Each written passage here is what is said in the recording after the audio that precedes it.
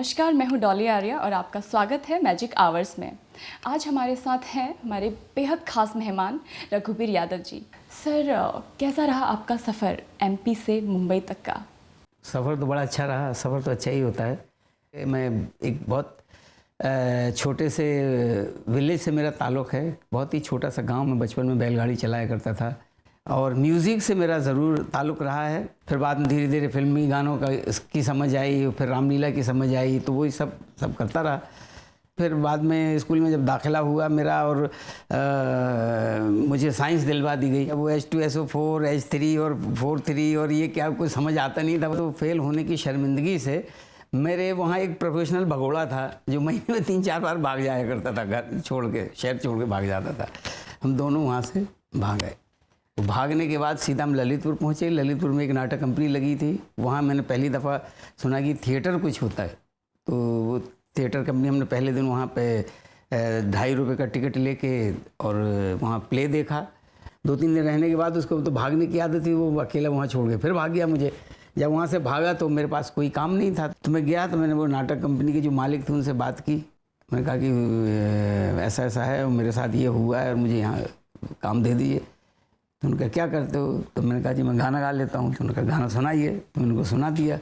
सुना है मैंने, आपको गा के सुनाना पड़ेगा। पहले जैसे वहाँ सुनाया था वो सुना देता हूँ। जो तुझको खुशियाँ मुबारक हुए दिलरुबा, हाथ मल कर मेरी ज़िंदगी रह गई, तुझको खुशियाँ मुबारक हुए दिलरुबा। जब गाए तो कहने लगे यार तुम गाते तो ठीक हो लेकिन तुम्हारा जो तलफ़्फ़ुज़ है वो बड़ा ख़राब है। तो मैंने उनसे कहा जी तबले पे गाऊंगा तो ठीक हो जाएगा। मुझे लगा कि तलफ़्फ़ुज़ तबले से कोई ताल्लुक़ होगा। तब तो उन्होंने मुझे मतलब बताया कि तलफ़्फ़ुज़ होता क्या है। तो उन्होंने मुझे 2.5 रुपये रोज़ के ऊपर और रख लिया। तो मुझे 2 रुपये 50 पैसे मिलते थे वहाँ पर डे। फिर वहाँ से जब वो 6 साल करने के बाद फिर उसका बहुत पतन शुरू हो गया था। दरअसल वो पारसी थिएटर का वो ख़त्म हो गई कंपनी, तो मैं लखनऊ आ गया। लखनऊ में फिर मैंने पपेट थिएटर किया। वहाँ से मुझे पता लगा कि कोई NSD national school of drama है जहाँ पर कि थिएटर सिखाया जाता है। तो फिर वहाँ से मैं NSD में आ गया, वहाँ दाखिला ले लिया। फिर वहाँ मेरा एडमिशन हो गया। तो 3 साल में वहाँ रहा और उसके बाद 10 साल में वहीं NSD रेपर्टरी में था। तो कुछ 13 साल से वहाँ रहा। उसके बाद फिर मुझे एक फ़िल्म मिल गई मैसी साहब, और वो फिल्म से जब सिलसिला शुरू हुआ तो फिर वह फिल्मों में आ गया। आपने कहा 6 साल पारसी थिएटर जी, उसके बाद 13 साल NSD में जी। इतने साल आप घर से बाहर रहे, तो कैसा रहा आपके पेरेंट्स का रिस्पांस? वो नहीं, मैं घर जब वो उसमें था पारसी थिएटर में तभी मैं गया, 1-2 बार गया मैं घर। तो जब वहाँ पहुँचा तो लौट के गया तो शाम को एक पान की दुकान में खड़ा हुआ था। तो वहीं से वैसे ही जो यार दोस्त आए तो उनका क्यों लौट के आ गए। हमने सोचा कि अब तो लक्ष्मी टाकीज के पर्दे पे ही दिखाई दोगे।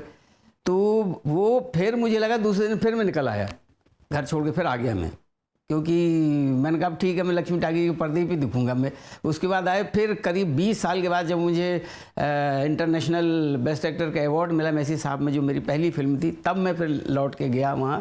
सर, पहली फिल्म और इतना बड़ा award, silver peacock international award, जो शायद ही किसी और एक्टर को इंडिया में मिला है।